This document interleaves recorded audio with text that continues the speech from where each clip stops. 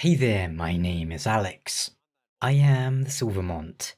Another year's gone by already, so time for the annual wrap up, in which we'll talk a little about the year that just ended and perhaps a little about the coming year. It's also a good place for me to talk about things I might not have otherwise, such as movies, shows, or games that just weren't worth a whole video. Starting with real world things. Well, nothing too exciting. Got a cat in the summer. One of our neighbour's cats, who spent a lot of time in our place, had kittens in our place. And we got one of those.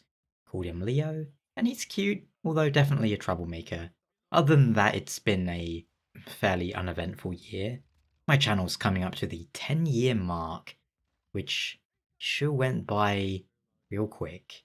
I'll do another video talking more specifically about that though, on the actual date, and as for more of like a 10-year special video, that might have already come out depending on when I'm scheduling this, but if not, it'll be this soon. Look for powerful old men. Of course, a lot of stuff went on in the world, like the World Cup and wars and the like, which, well, they affected me as it has affected everyone, with energy bills and the cost of living in general reaching levels that make it real struggle to exist at all.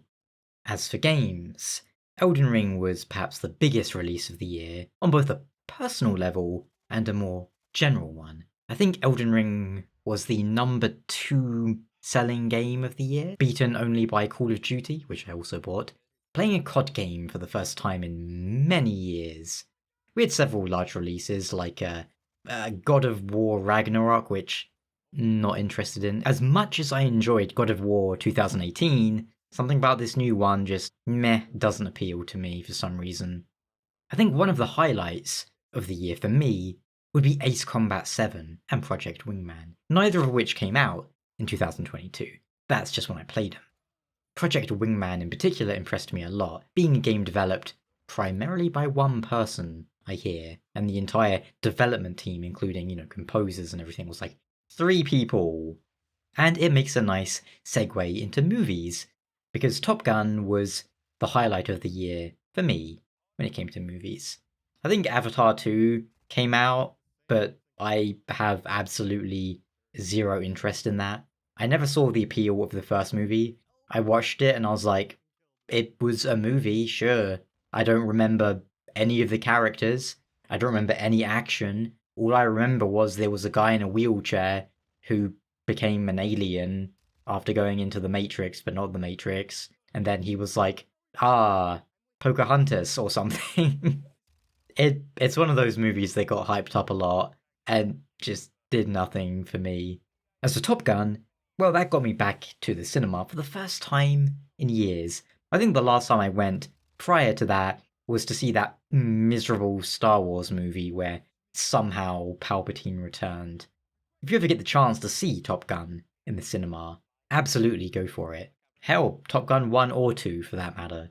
It's one of those movies that justifies the existence of cinema, pure entertainment, good stuff. As for other movies, I saw Prey, which was a decent Predator film that somewhat captured the spirit of the original and was entertaining enough. Funnily enough, as I type this, a song came on called If It Bleeds, We Can Kill It, by a band I started listening to a lot towards the end of last year. Dragony. But I'll go more into that momentarily. Movie-wise, there was also The Northman, which was interesting, although I found the second and third acts lackluster compared to the first, if I'm being honest. I was hoping it would be a surprise hit for me, like The Green Knight was. It wasn't bad, by any means. After like the first half an hour or so, I just started to lose interest. Speaking of the movies, we also had The Batman, which I was disappointed in. Once again, it wasn't bad, but the advertising and all the talk running up to release was like, oh, it's all about Batman being a detective and yada yada yada. But all he did was look at pictures on the floor and then started shrieking and punching people. I suppose it doesn't help that I don't care about Batman. I don't find him interesting as a character, nor as a franchise. I'm also not a fan of all these superhero movies trying to pass themselves off as more adult, mature, serious, as the very notion is absurd to me. Just embrace the nonsense. I think that about does it for movies. I'm sure I forgot a bunch that I watched.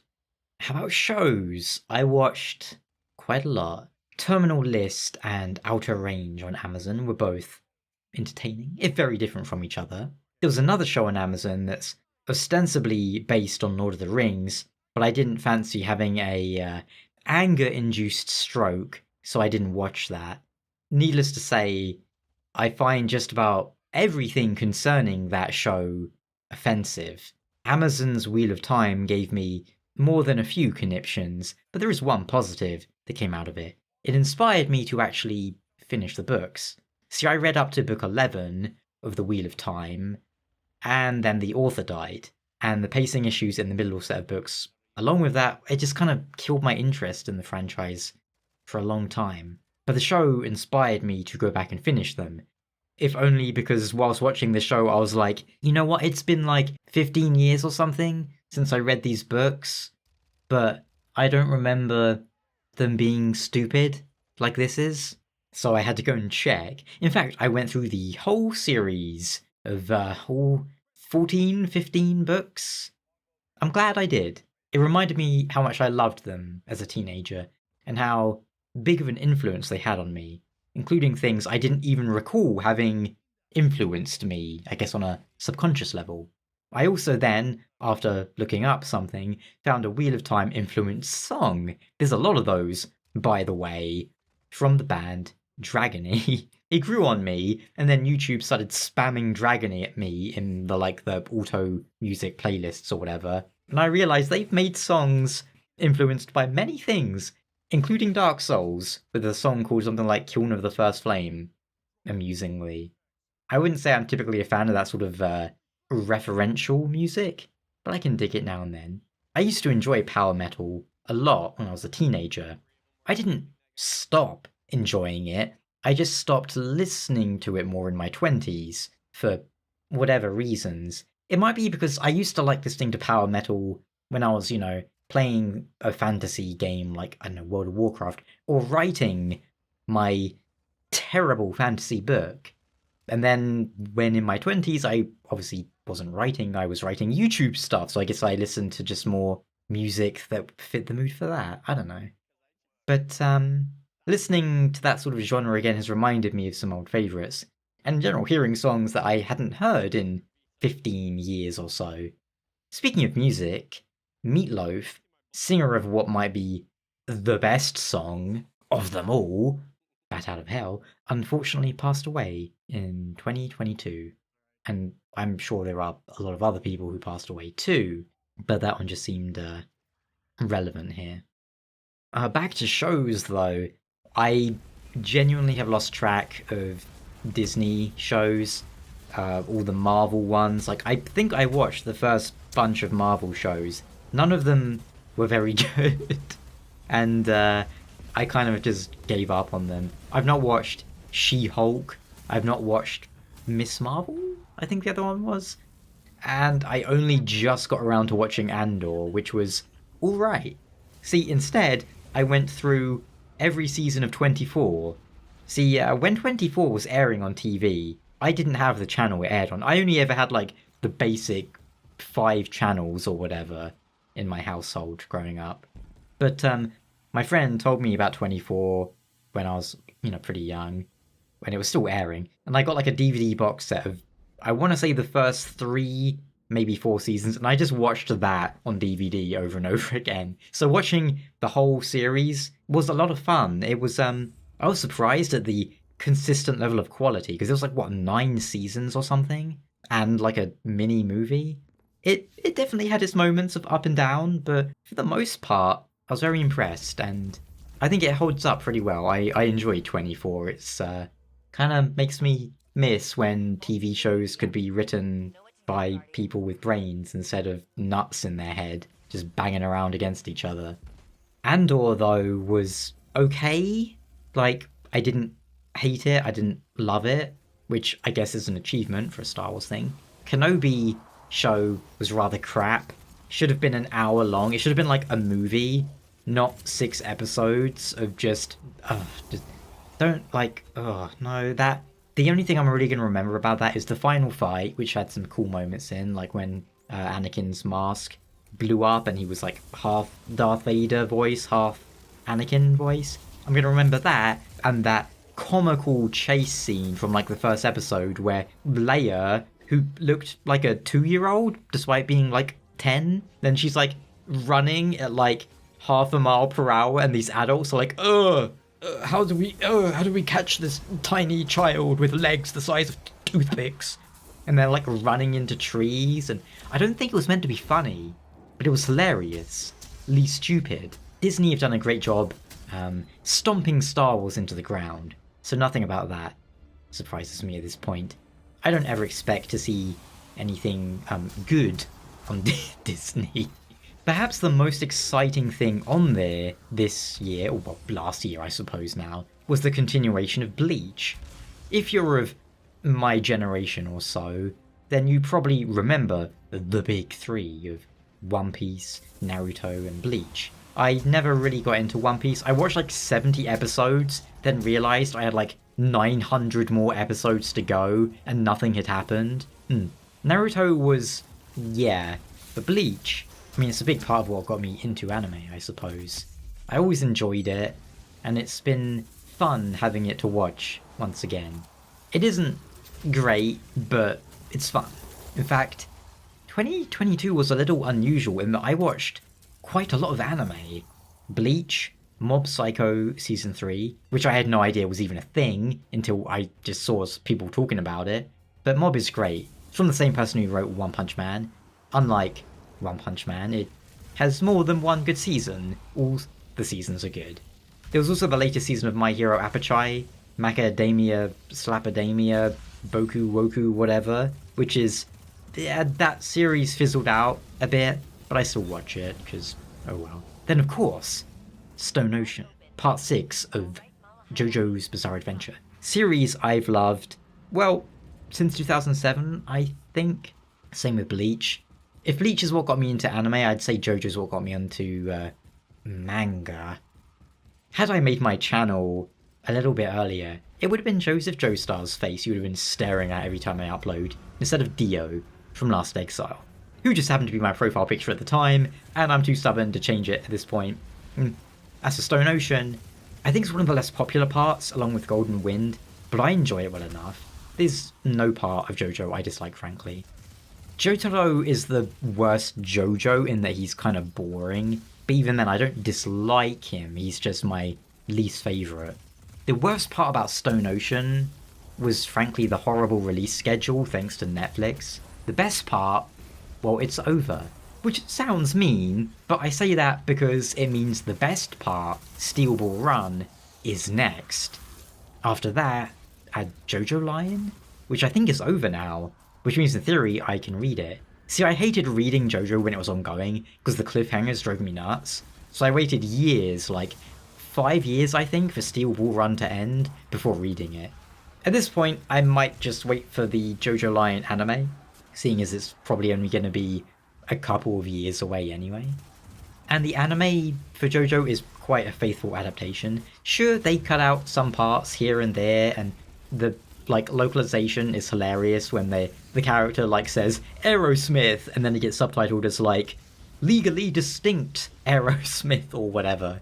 But it's a good and faithful adaptation. You could say it's the anti-Rings of Power. That is about it for 2022 though. So, what's next? Well, I might be doing some changes to the channel this coming year, but I'll talk more about that in the 10-year video. For games, we've got quite a lot of exciting titles on the horizon. 2023 looks like it's going to be a good year for video games. Wulong is highly anticipated by yours truly. Three Kingdoms? Good. Neo? Good. Neo Three Kingdoms? Good. There's also Wild Hearts, which I'm curious about, but I need to wait and see how it plays. There's also Final Fantasy XVI, which I'm really looking forward to, and I need to wait 6 months extra for because of console exclusivity. Meh. Maybe some Elden Ring DLC, but more exciting in FromSoft news is the new Armored Core game. And I've seen some people complaining like, oh, Souls YouTubers are just jumping on the Armored Core train, which I think is a strange thing to complain about. Do I love mechs and mech games? Yes. Have I ever played Armored Core? No, because prior to the release of Demon Souls, I actively avoided FromSoft games. See, a long time ago, very long time ago, I played a game called Eternal Ring on the PS2, which was, to my 11-year-old self, the worst game I'd ever played. It was the game me and my friend referenced for years and years whenever talking about a bad game. It was the measuring stick. We would say, this is almost as bad as Eternal Ring. But hey, FromSoft redeemed themselves. They went from Eternal Ring to Elden Ring. They went from slowly stroking turtles to death with something vaguely resembling a sword to a turtle pope. So I was never really interested in Armored Cores 1 through 5 because of that. And on top of that, Armored Cores 1 through 5, they aren't on PC. But the new one, with a bigger budget, coming from what is now a veteran studio who can put out AAA releases, yes, I'm very interested. Beyond that, I mean, maybe Final Fantasy XIV will get a new expansion announced this year. I'm not sure what the timing is on that. As for shows, Wheel of Time Part 2 is going to come out, and ooh, you were not going to want to be on my sort of contact list when that comes out, because I will be ranting to anyone who will listen, I expect. Oh dear. Did Dune come out last year? I don't even remember, but I know there's another Dune movie coming, which people will be excited for. Henry Cavill has apparently gotten involved with some sort of Warhammer thing on Amazon, which will be interesting. We'll see how that goes, because Amazon either obliterate franchises or do a decent job with it, with no middle ground, apparently. That does remind me, by the way, maybe because Space Marine's power armor kind of similar, but I played a good amount of Fallout 76 towards the end of the year, as I got a free copy of it from Twitch, maybe? I must admit, I had fun. Oh, it's super janky and clunky and dumb at times, but putting co-op honestly makes kind of anything fun. So, what about you? How was your 2022? What are you looking forwards to in 2023? At any rate, I hope you have a good year. Thank you so much for watching, and, well, if you've been watching for all 10 years I've been doing this, thank you times 2. And I will catch you guys real soon.